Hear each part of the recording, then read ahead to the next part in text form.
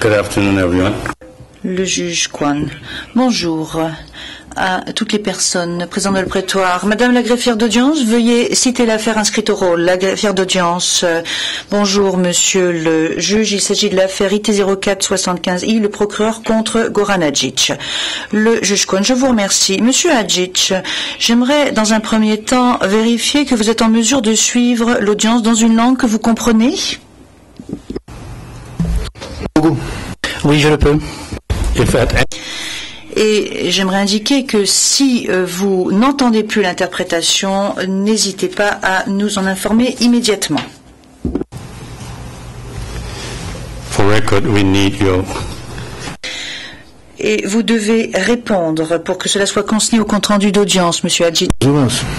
Très bien, j'ai compris. Very well, then. Très bien, je souhaiterais donc que les parties se présentent en commençant par l'accusation. Monsieur Brammertz, bonjour, monsieur le juge. Serge Brammertz, représentant l'accusation, ainsi que monsieur Ken Scott et madame Aisha Jansen-Leka. Le juge, je vous remercie. Qu'en est-il de la défense? Bonjour, monsieur le juge. Je suis Vladimir Petrovitch, conseiller de la défense de Goran Hadžić. Afternoon, Mr. Bonjour, maître Petrovitch. Monsieur Hadžić, pourriez-vous décliner votre identité pour le compte-rendu d'audience? Je m'appelle Goran Hadžić. Quel est votre lieu et date de naissance, je vous prie? 7 septembre.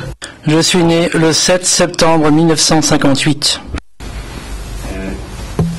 And your birthplace? Et quel est votre lieu de naissance? Vinkovci. Thank you. Je vous remercie. Je suis le juge Ogon Kwon de Corée du Sud. Monsieur Hadžić, je crois comprendre que votre famille ainsi que l'ambassade du pays dont vous êtes ressortissant, à savoir la Serbie, ont été informés de votre transfèrement au quartier pénitentiaire des Nations Unies ainsi que de votre détention dans ce même quartier pénitentiaire du tribunal à Scheveningen à La Haye. Est-ce que vous pouvez confirmer que ceci est exact? Oui, vous avez tout à fait raison. Je peux le confirmer. Thank you, Mr. Hadžić. Je vous remercie, monsieur Hadžić.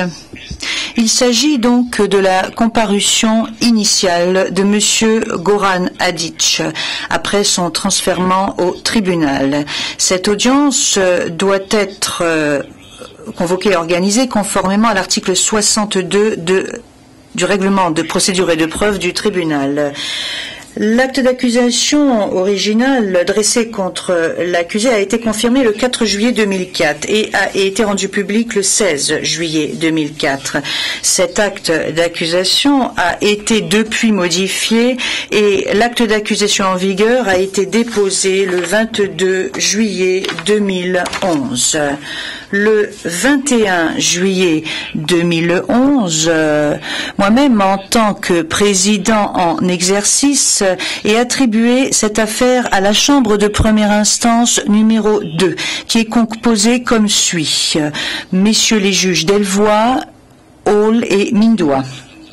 Je crois comprendre que cette chambre de première instance a décidé que monsieur le juge Guy Delvoye du Royaume de Belgique sera le juge qui présidera cette affaire. Toutefois, à cause des vacances judiciaires, je me suis désigné juge aux fins de cette comparution initiale.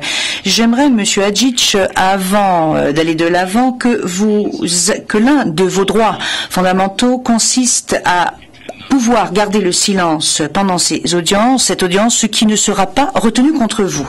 Comprenez-vous cela?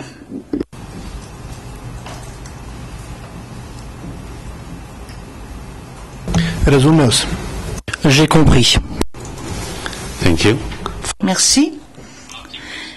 Qui plus est, les articles 20 et 21 du statut du tribunal international garantissent à l'accusé un certain nombre de droits.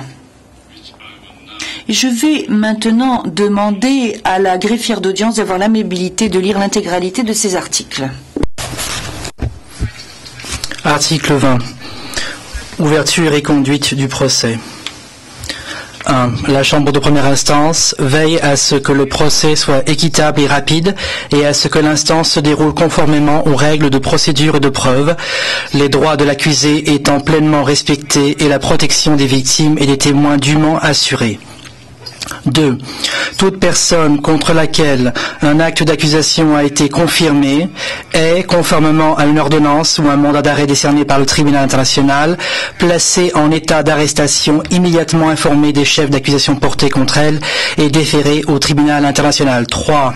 La Chambre de première instance donne lecture de l'acte d'accusation, s'assure que les droits de l'accusé sont respectés, confirme que l'accusé a compris le contenu de l'acte d'accusation et lui ordonne de plaider coupable ou non coupable. La Chambre de première instance fixe alors la date du procès. 4. Les audiences sont publiques à moins que la Chambre de première instance décide de les tenir à huis clos conformément à ses règles de procédure et de preuve. Article 21. Les droits de l'accusé. 1. Tous sont égaux devant le tribunal international. 2. Toute personne contre laquelle des accusations sont portées a droit à ce que sa cause soit entendue équitablement et publiquement sous réserve des dispositions de l'article 22 du statut. 3. Toute personne accusée est présumée innocente jusqu'à sa culpabilité et est établie conformément aux dispositions du présent statut. 4. Toute personne contre laquelle une accusation est portée en vertu du présent statut a droit en pleine égalité au moins aux garanties suivantes. A. À être informée dans le plus court délai, dans une langue qu'elle comprend et de façon détaillée, de la nature et des motifs de l'accusation portée contre elle. B. À disposer du temps et des facilités nécessaires à la préparation de sa défense et à communiquer avec le conseil de son choix. C. À être jugée sans retard excessif. D. À être présente au procès et à se défendre elle-même ou avoir l'assistance d'un défenseur de son choix. Si elle n'a pas de défenseur, à être informée de son droit d'en avoir un et, chaque fois que l'intérêt de la justice exige, à se voir attribuer d'office un défenseur sans frais si elle n'a pas les moyens de le rémunérer. E. À interroger ou faire interroger les témoins à charge et à obtenir la comparution et l'interrogatoire des témoins à décharge dans les mêmes conditions que les témoins à charge. F. À se faire assister gratuitement d'un interprète si elle ne comprend pas ou ne parle pas la langue employée à l'audience. G. À ne pas être forcée de témoigner contre elle-même ou de s'avouer coupable. Merci. Monsieur Hadjic, avez-vous des questions à propos des articles qui viennent de vous être lus? Je n'ai pas de questions. Merci. L'un des objectifs de la comparution initiale est de s'assurer que l'accusé comprend l'acte d'accusation prononcé contre lui. Maître Petrovic, est-ce que votre client a reçu l'acte d'accusation modifié dans sa propre langue? Oui, il a reçu l'acte d'accusation. Et ensemble, ce matin, nous l'avons examiné. Merci, Maître Petrovic. L'accusé a également le droit d'entendre l'acte d'accusation lu dans une langue qu'il comprend. Maître Petrovic, est-ce que votre client souhaite que lecture lui soit faite de cet acte d'accusation? Monsieur le juge, non, il a pris connaissance de l'acte d'accusation, donc il n'y a pas besoin qu'on lui fasse lecture de l'acte d'accusation en question. Merci, Maître Petrovic. Nous allons maintenant donc nous intéresser au plaidoyer de culpabilité ou non-culpabilité eu égard au chef de l'acte d'accusation. L'accusé peut, dans les 30 jours suivant sa comparution initiale, plaider coupable ou non coupable, mais il peut également prononcer ce plaidoyer de culpabilité ou non culpabilité au moment de la comparution initiale s'il le souhaite. Maître Petrovic, est-ce que votre client souhaite prononcer ce plaidoyer de culpabilité ou non culpabilité aujourd'hui ou plus tard? Monsieur le juge, L'accusé, M. Goran Hadžić, ne se prononcera pas aujourd'hui, ne plaidera pas coupable ou coupable aujourd'hui. Il ne jouira pas de ce droit auquel il a droit conformément à l'article 62. Très bien, maître Petrovic. Étant donné que l'accusé a choisi de ne pas prononcer de plaidoyer aujourd'hui, une comparution initiale ultérieure sera convoquée dans les 30 jours par la Chambre de première instance et les parties en seront dûment informés. Ils seront informés du lieu de la date et ce en temps voulu. J'aimerais savoir si les parties souhaitent soulever des questions pour le moment. Je me tourne vers l'accusation. L'accusation, non. Merci, monsieur le juge. Le président, bien. Qu'en est-il de la défense, maître Petrovic? Monsieur le juge, il y a une question. Et j'aimerais que l'on passe pour ce faire à huis clos partiel. Very well. We go into Fort bien, nous allons passer à huis clos partiel.